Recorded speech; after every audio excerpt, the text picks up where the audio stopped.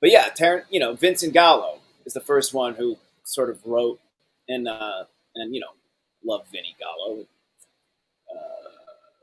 much love to him. But he's the first person who kind of derided Tarantino as a collage artist. Mm-hmm.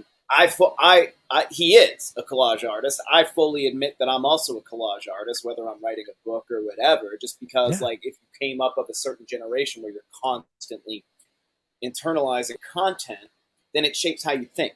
But that's just like letting yourself. That's like giving yourself over to the time that you're in. And Tarantino is like part of a. There's still a historicity behind it. Like Godard is the same thing. Godard was a film critic who really fucking loved American thriller movies like Hitchcock, and sort of jizz them into a little French avant-gardist sensibility, and there you have the French New Wave. Tarantino's references are, of course, different. For one, he's openly said he doesn't like Hitchcock, which I find to be crazy, but whatever. It's crazy.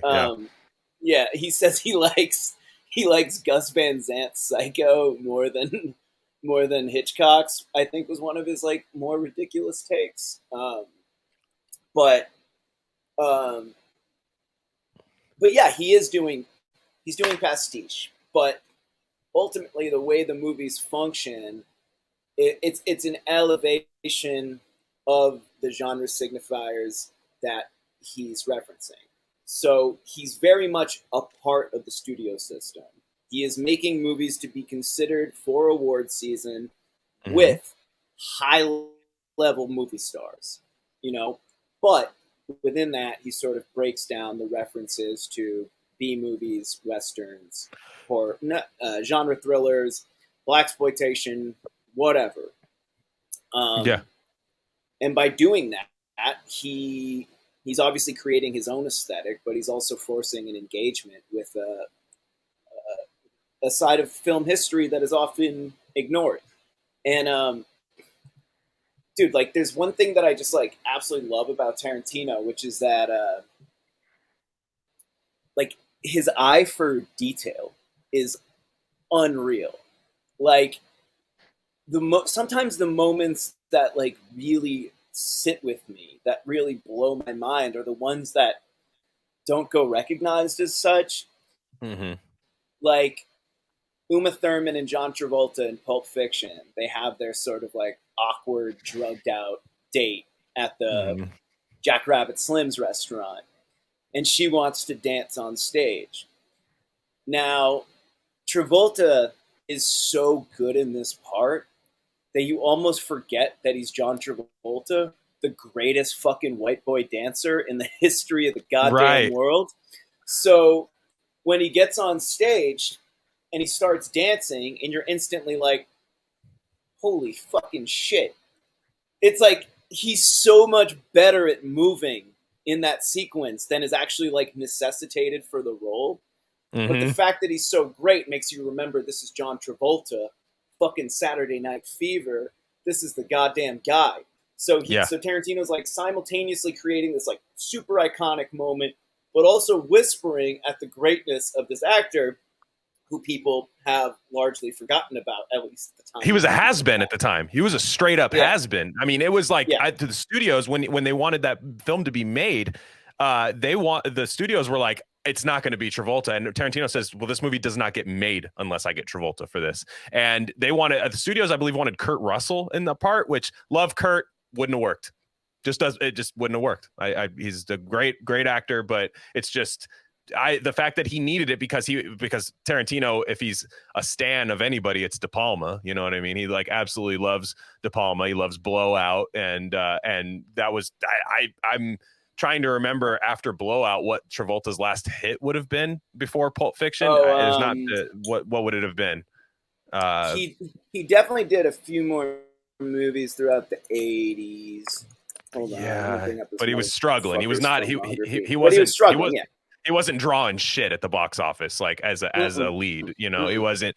It was definitely this was definitely a revival, and he was a little heavier. You know, he looked a little heavier in the role. Like he was definitely not the svelte kind of Travolta of the '70s, though. He still looked really cool in the movie, of course, in Pulp Fiction. But just the his idea of like at the time you're this guy who's living on borrowed time because you sold a script for like True Romance and shit like that, and you're just this Blockbuster employee or wherever video store he worked Oh, at. You know, you just wow, but then check you have the this gall out. to what's that? Dude, Travolta had no movies between 85 and 89. Mm-hmm. And then he had two in 89, one in 90, two in 91, one in 93, and not one of these fucking movies I even recognize. I'm So, telling you, yeah, Tarantino like fully revived his career. it's Blowout, right? I mean, it's essentially Blowout. Is like it's like the movie that that's like probably the last hit, or I don't even know if Blowout was. I mean, I'm sure it was a Yeah, hit, but yeah. it probably I wasn't. mean, It probably after didn't. Blowout, he took 82 off, and then in 83 was Staying Alive, which is the Saturday Night Fever sequel that no one has ever seen, No, including no. myself. And I've watched I Saturday Night Fever like 50 fucking times. Fuck no. Yeah. No.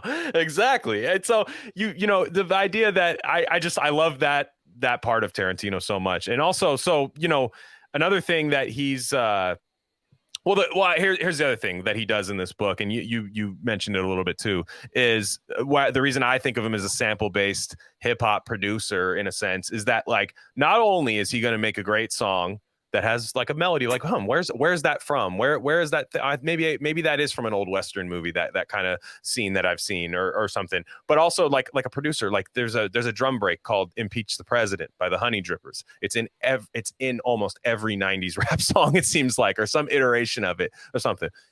Do you know how many records that Impeach the President sold when it was a song fresh on the charts? Not jack shit, I don't believe. I'm not going to look it Yeah, up, but it yeah, was not a hit.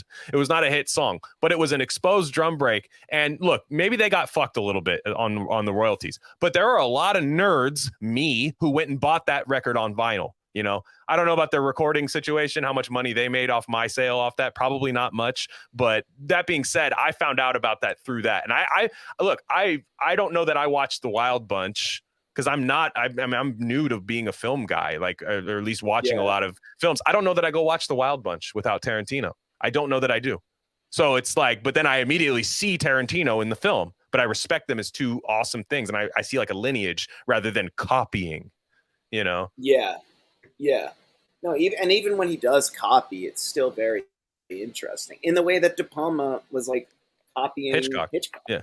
You Mm-hmm. know, so I don't I don't think any of this shit is an issue if ultimately the product works. You know, so I mean, and Tarantino does a lot of cool things too, like Pulp Fiction, which I 100% believe is every bit as good as its legacy suggests. Yep. Um, you know, like the soundtrack of that movie, he wasn't really familiar with that kind of music, all those great surf rock tracks and Mm-hmm. lounge music and Tropicalia. So actually, the music advisor on that film was Boyd Rice, the Wow. industrial music I didn't know that. musician who now is like, yeah, yeah, because now Boyd is like persona non grata for his politics. So it's like sort of buried in the lead when you read about the history of the film.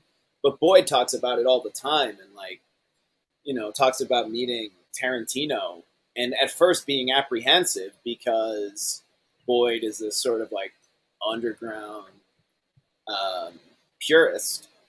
And meeting Tarantino, he thinks, like, who's this Hollywood dick? You know, how much is he going to pay me? But meeting him, and then he's like, no, he was just like the coolest, funniest, smartest, most enthusiastic guy he had ever met. we're going to get you right back to the episode, but I just wanted to let you guys know of a few other things we offer at Rare Candy Industries. We have a Substack with free and paid subscription options. Free subscribers get access to all written content. That includes Bob's Red Pill. That's the best thing going on the internet right now. Trust me. Paid subscribers get full access to our premium episode feed.